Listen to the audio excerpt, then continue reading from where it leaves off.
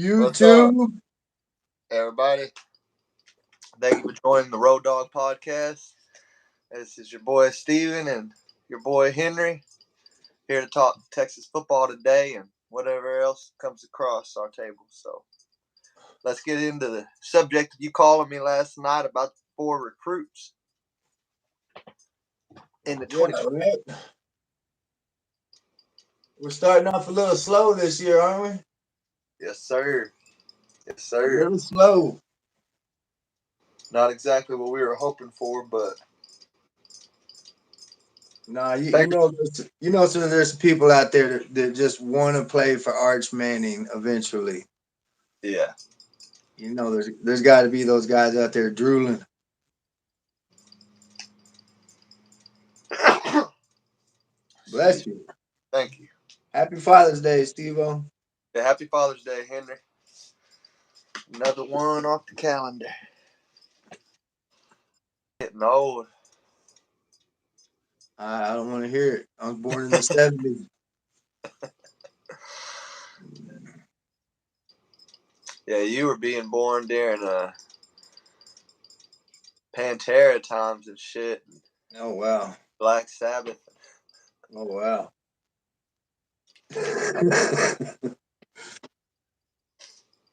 Yeah. I am Iron Man. yeah, Yeah. Before Robert Downey Jr. yeah. Before Robert Downey with his want to get drugged out and pass out in family homes. Yeah, so man, that whole situation, like we were talking earlier this morning, recapping on it, it's definitely something to be nervous about, especially if it doesn't change by the end of July.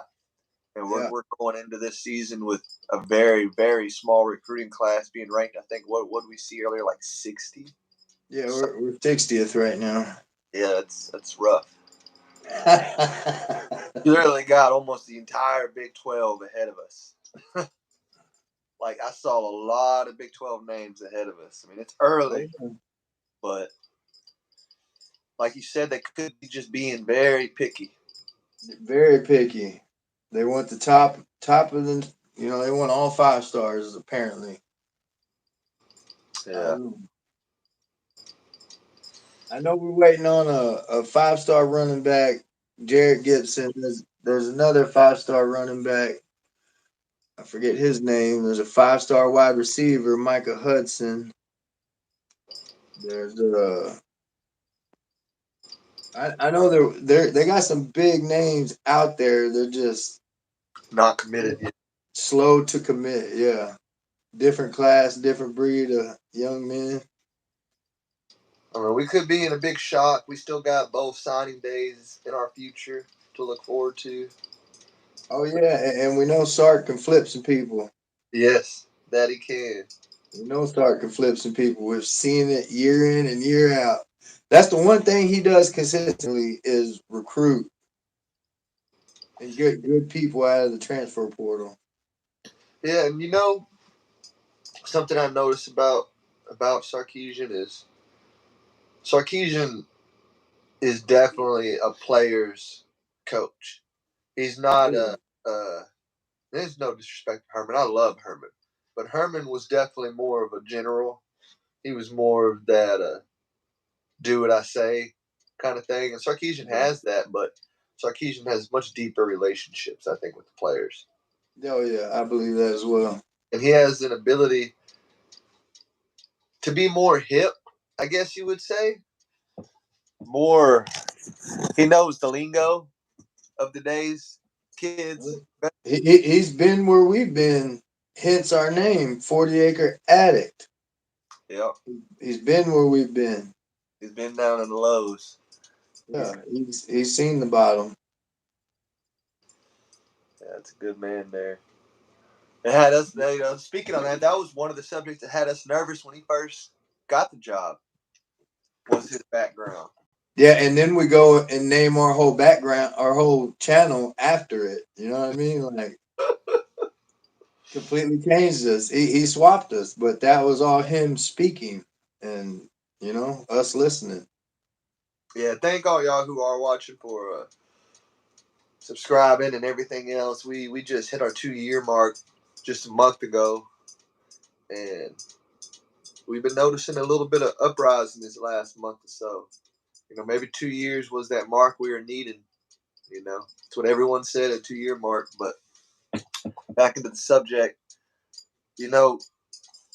Sarkisian it's something that he could have even got from being a player at that level and not being that long ago. I mean, to these younger folks, 90s seems forever ago, but it really, really ain't.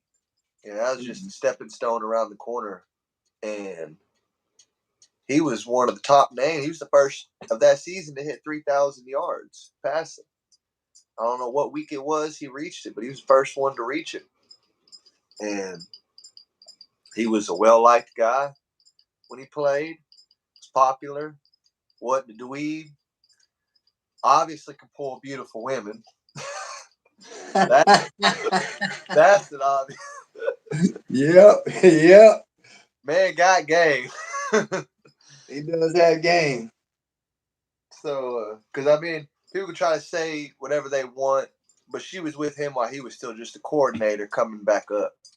So, there's that. She's even prettier in person. Yes, sir. I'll keep my comments to myself because I know we get autographs from this.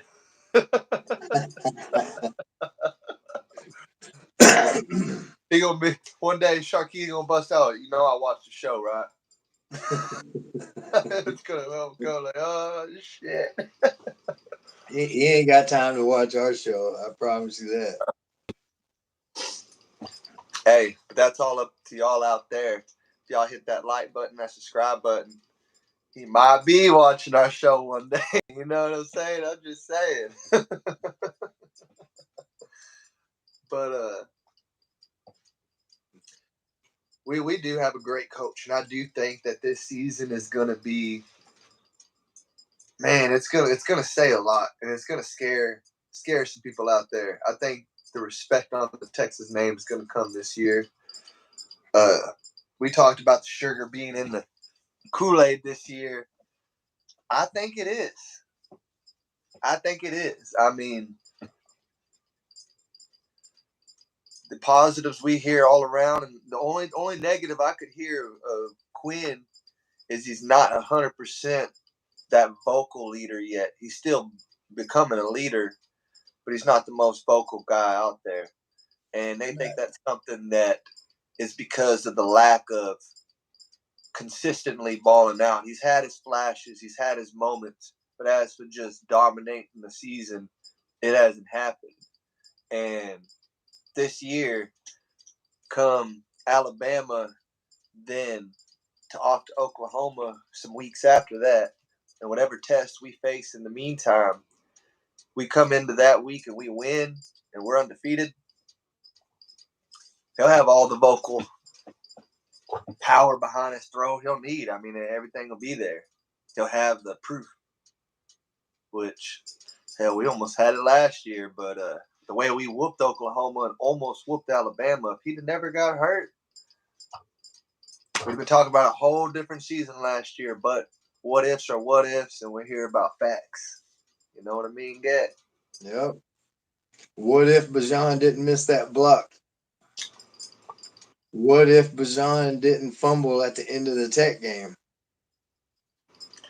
What if Bajan had an offensive line all 3 years? Or would have got injured during that scorpion tackle? That's weird you mentioned that because I just showed that to the guys I work with. And I was like, this dude got up and walked off by himself after that hit. Like, and they were like, no, he didn't. I'm like, okay, I'll show you the whole thing because I just showed him a little clip. Yeah. Of the scorpion itself, and they're like, ain't no way he got up and walked off. I'm like, he wanted to play the rest of the game. That was coach's decision to not let him play, but he would have played. Fuck yeah. If Herman would have let him go back in the game, I guarantee he would have went back in. That was a scary moment, dog. Oh man! And then there was that. The next year, he got that hit where they folded him like he was stretching on the ground, where his Oh face hit his ankle. You remember that one? yeah. Like that man is bendy. That's a good word to use. You said big. Ooh. Yeah, like Gumby, bro. Like go Uh. ahead, hit me. It ain't gonna hurt. Shit, my body's gonna bend whichever way you want. Let's go. anyway, anyway, yeah, Yeah, gonna miss that dude, boy. absolutely. I love to watch him with Atlanta. We got a lot of NFL to watch this year. Get. I'm just Oh, saying, man. a lot of NFL to watch. I know it's insane. And then coming in next year, we're gonna have to watch every game. We're gonna have to watch. I mean, the best way to do it, in my opinion, is an NFL Red Zone because it Yep. covers all the top plays and all the games Yep. throughout the day. Makes it But easier.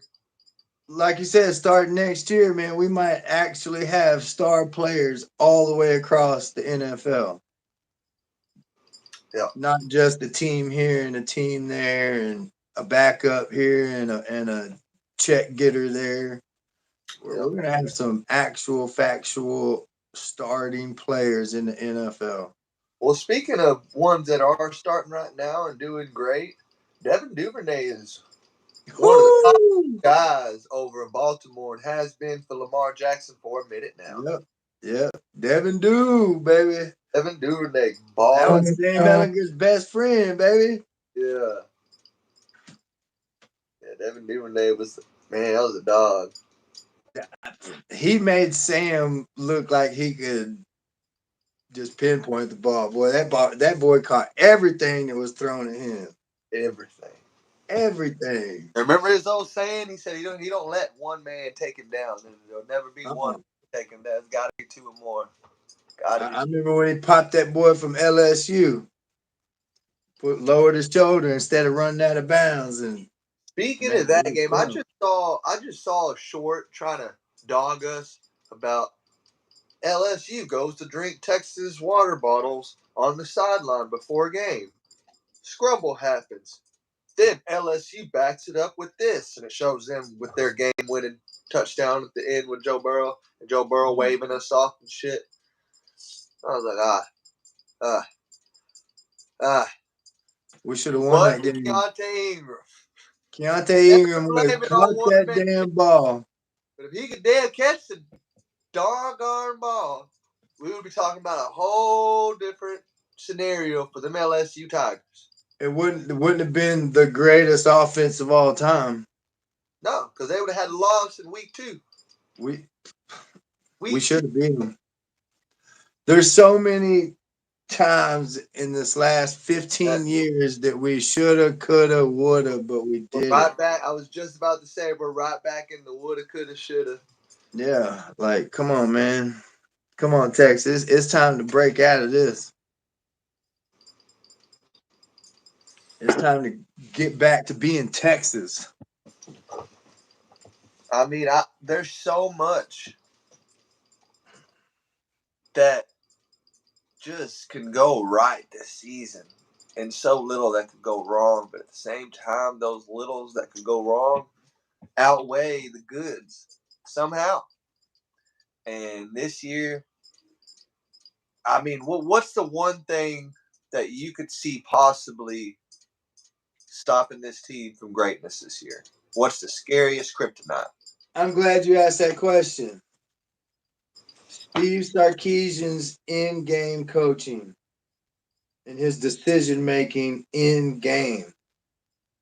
Once things start going bad, how's he going to respond? What kind of plays is he going to do? Because he's not going to have Bajan and Roshan to help him out. He's not going to have it. I mean, Jonathan Brooks is probably going to be a beast, but he's not a Bajan. I don't know. I mean, he could very well turn out to be. We don't know, but Sark's in-game coaching is what scares me the most. Because I mean, we've got the talent 100% this year. Like I thought we had it the last couple years, but it wasn't quite enough apparently. But this year, This year, this year, you got there's a potential half the offense could go in the first 2 rounds. Quinn Ewers literally has the Great Wall of China blocking him. I mean, literally half the offense could go in the top 2 rounds. You know how long the Great Wall of China lasted them Chinamen? It's still going. It still stands. It's still standing to this day. Yeah. Yeah. I tell you, that focusing on giant human beings of offensive linemen is just, to me, one of the smartest strategies you can start off with in coaching, period, when it comes to football. The starting with having giant ass men to protect your quarterback and your running back, to let your running back do whatever he wants for at least that 10 yards. Because after the 10-yard mark, it's not really what the linemen are doing that predicts the running back's outcome anymore. That first 10 yards is whatever they offer him in blocking is going to determine if he can get a 10-yard carry every down. Yeah. And with the quarterback, it don't matter how. It does. Let me rephrase it. It does matter how shitty your receivers are. But if you at least got guys that somewhat got burners on them, and if they got 4 seconds, they can somewhat juke somebody out their shoes, which is kind of really long, but then your quarterback, if he got all the time in the world, he'll find somebody eventually. If he got fucking 7 seconds to pass the ball, somebody's gonna get open. Especially with the speed and the size of our receivers that Sark has brought in. A.D. Mitchell's a big dude. Isaiah Nayer's a big dude. Xavier Worthy's fast as a cheetah. Jordan Whittington's a beast. That's one of the things I'm most interested to see this season on the offense is not necessarily any player in particular. It's how long Quinn Ewers gets in the pocket on an average on a pass play. I want to see how many seconds he's standing in there averagely when he has to. Not when he's doing little quick slant routes. When it's a deep ball and he's got to find somebody and it's taking a minute, I want to see how long he gets to sit in there and how well he's comfortable in those seconds. Is it 8 seconds of him going this way, then that way, then this way, then that way, then that way, and then tossing it out? Or is he just standing still in complete comfort? Yeah. You see linemen and edge rushers and smaller linebackers just getting hurled around like rag dogs. It looks like Quinn's back there just shaving. shaving. Oh shit! Waiting for somebody to come open. Shit. Oh, hold up, coach. My bad. I didn't realize what was going on. Oh, the ball's I'm around. excited to see our passing game this year, man. It should be explosive. It should be. It should be explosive. There should be nobody in the Big 12 that can handle our receivers. Period. Period. Period. Period. We've got 4 that can stay on the field all game long. Like, come on, man. 4. And others that just aren't proven but could easily do it as well. Yeah, the 2 freshmen, Jonte and DeAndre, come on. They're going to be right there, too. Speaking of receivers, you see me getting excited about this one. Because we got Oklahoma coming up. Oklahoma has a better recruiting class than us right now. But my goodness, I just feel like another blowout's coming with them. I don't think, and this isn't, okay, I'm hating. I'm not going to lie.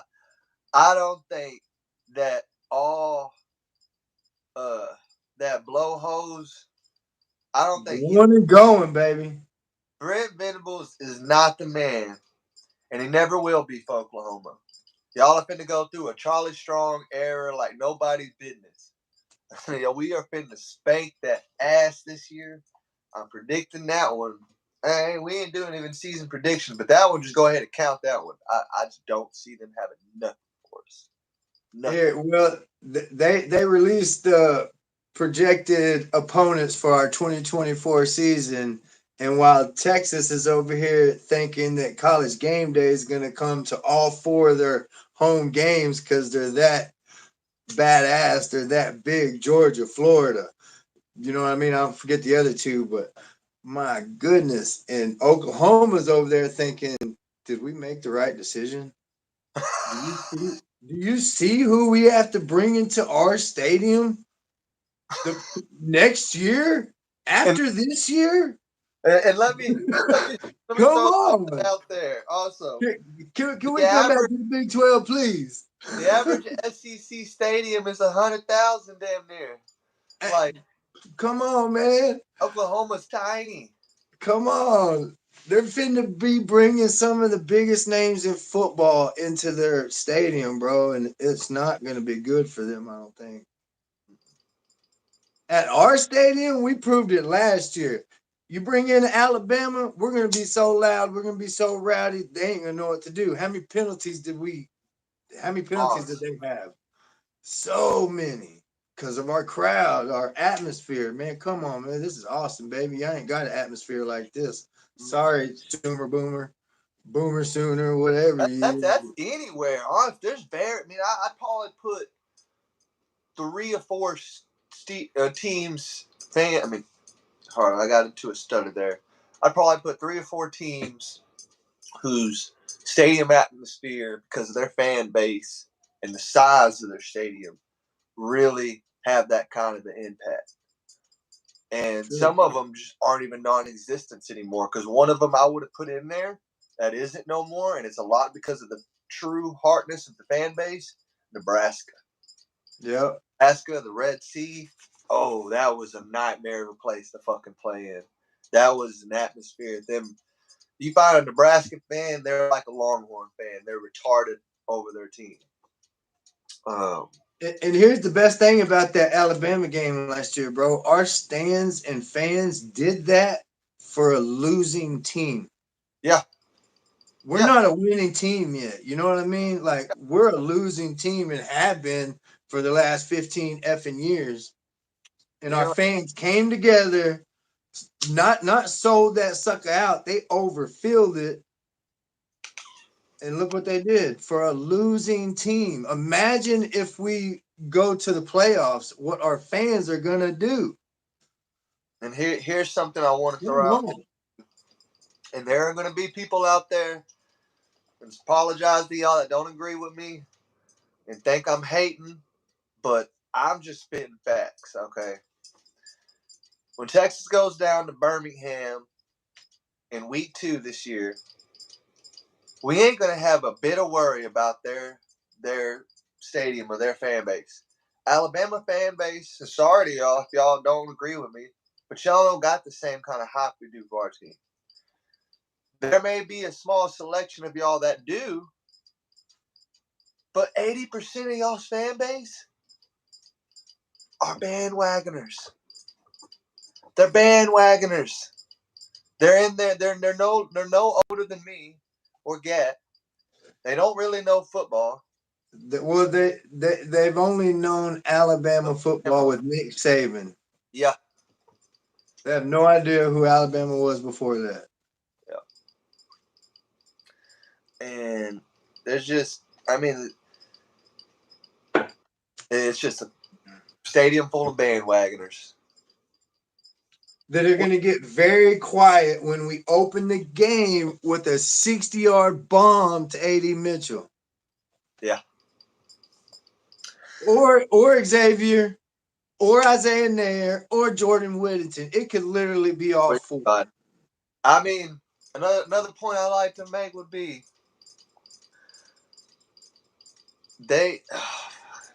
go ahead, Gat. I get overwhelmed with the confidence of week 2. I mean, I know it. They had so much trouble with us last year, and they had a Heisman quarterback, and our shit was all unproven. We know what we got this year, and they're less of what they were this year than they were last year. And the better thing about it is their offensive line is worse this year than it was last year. Along with their quarterback situation. He getting desperate over there. I'm sorry, but Bebo's coming to town, Roll Tiders. You better be ready. Yeah. Bebo is coming to town. He's coming to your city. Hey, I got I'm gonna banana nut bread. Okay.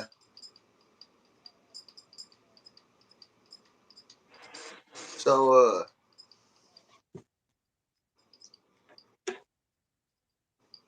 when we I go, can't wait. It's gonna be an exciting season, Steve-O. It's the last year in the Big 12. It's the last year with those stupid Big 12 referees. It's probably the last year we have all 13 games played at 11 o'clock a.m. You know what I mean? Like, there are so many positives besides just the Texas Longhorns being awesome and talented this year. Then, there's just so many things to look forward to.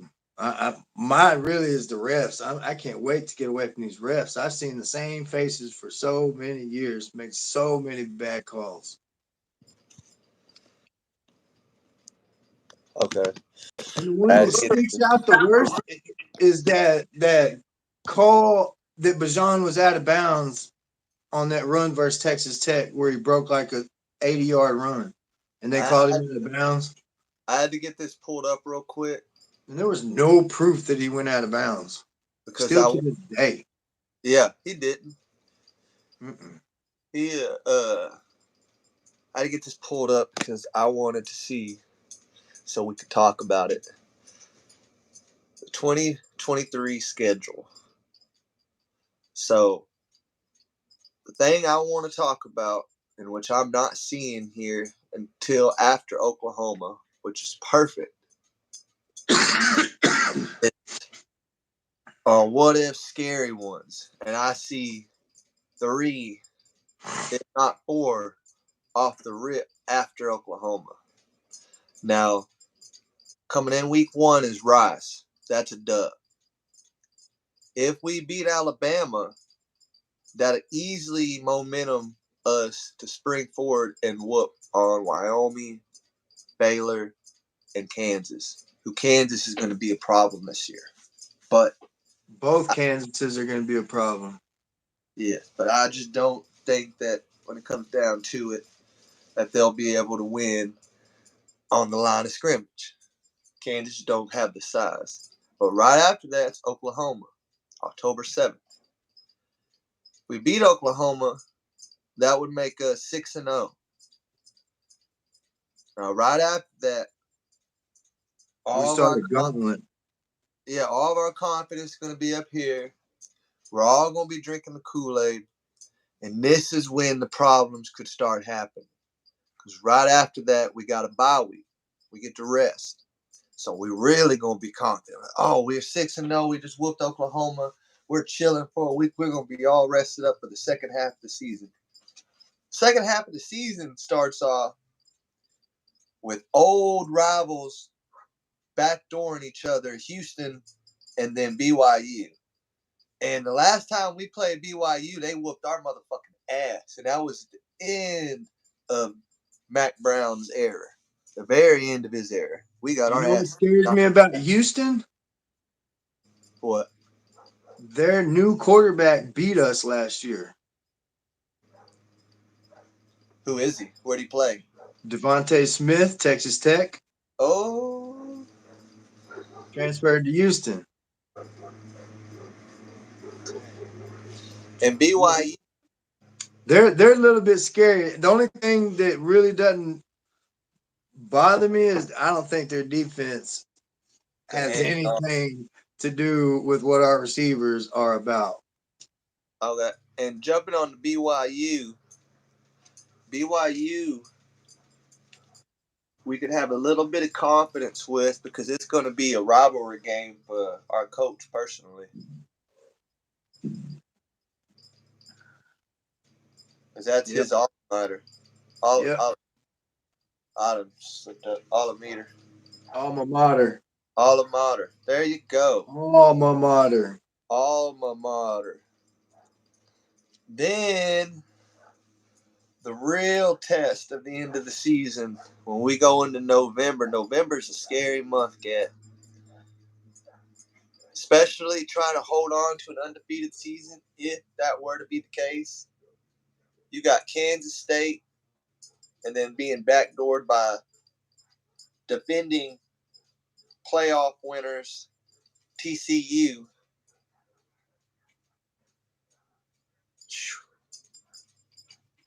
I'm not worried at all about TCU. Wow. I'm not. They lost Quentin Johnson, Max Duggan. No. I'm worried about them. What about K-State? Worried about them. Worried about it. They brought both the quarterbacks back, right? I don't remember. I know they lost Little Deuce. Yeah, that's all they lost. Yeah. I'm pretty sure they're going to be pretty good this year. Pretty strong. Ooh, my leg itch. Then you got Iowa State and Texas Tech. You already know you have to worry about Texas Tech. Are we playing Iowa State at home or away? It looks like away, and then Texas Tech is at home. Yeah, we're gonna go to the Tech game for sure. That's gonna be a game. That's gonna be a dogfight.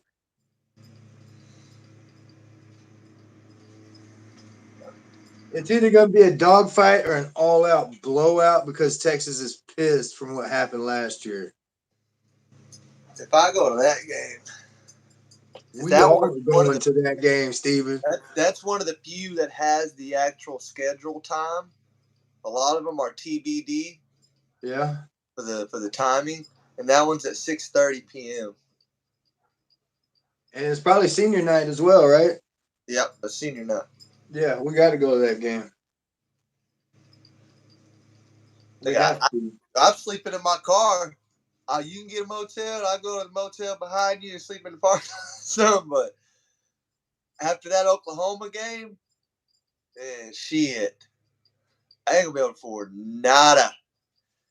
I mean, it might be different with this welded money if I get it. You know, if I pass this test, and I think you're gonna pass that test, Steven. And then the pay really changes. You know, we'll have to see, because it could make a huge difference on how we view in this season and going to games. If this money really is a changer, you know. Yeah. Because it should. The way I mathed it. That's not even a word. The way I mathed it out was, it should put me to what my checks now should be without all these fucking deductions, without the child support, the insurance, and all that. So I should be looking at like an $800, $900 a week check, like it should be. But we'll just have to find out and see. Yeah, you can only fail so many tests.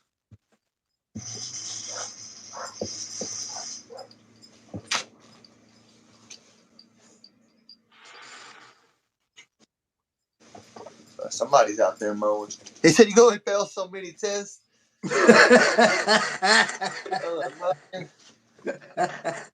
You got to pass one of them, you know what I'm saying? Shit. It's a good thing I didn't pass the first two, because the first two would have put me on night shift. And I would have hated it. We already had that conversation about that. Like, yeah, we're not supposed to be up in the middle of the night. Our brain needs that time to sleep.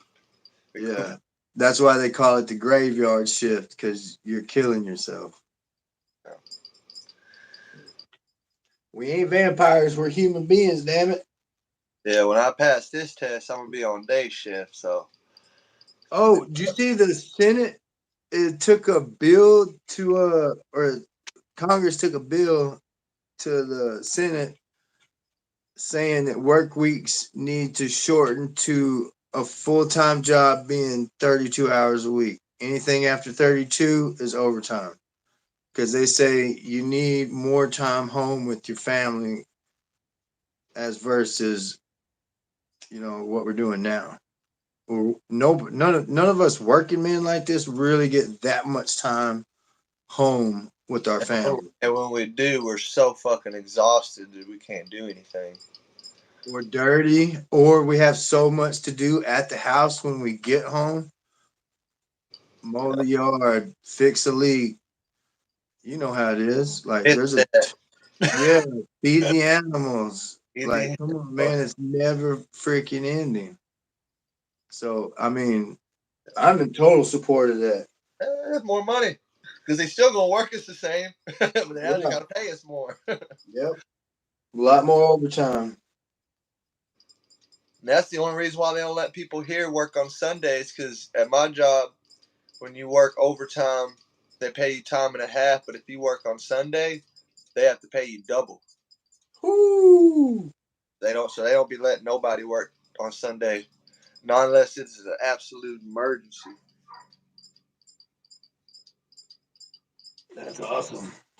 Yeah, I love to work a Sunday one day, get paid double. Yeah. Shit, you could be a low person and still be hitting over 30 an hour.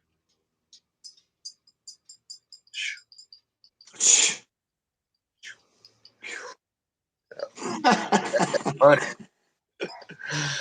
Uh, Speaking of Cheddar B tried calling me last night. Yeah. Oh, yeah. Yeah, I didn't answer. Hurtful. I talked to him yesterday. Yeah. What do you want? I'm not going to discuss that on here. You I know we have 0 people watching, but I'm not going to put that shit out there like that. yeah. I know, yeah. I know it's early on a Sunday morning, but damn. Come on. Somebody wake up. Just because it's Father's Day doesn't mean we all got to sleep in. Y'all get on here and talk to us, man. Shoot. Yeah. We'd love some people to drop some comments, actually. Answer some questions.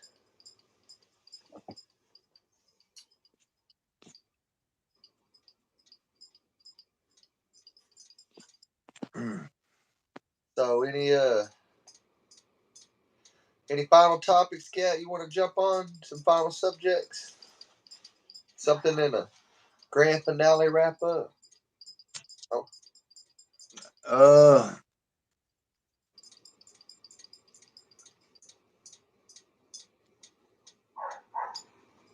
okay, I got mm, one. I got one. I'm gonna knock on wood before I even start talking. But what if everything goes south this season, from Alabama to Oklahoma and so on? We go with another 7-5 season or 6-6. Where do we go from there? Does Quinn even last the season? Does he get? instant reaction, Urban Meyer.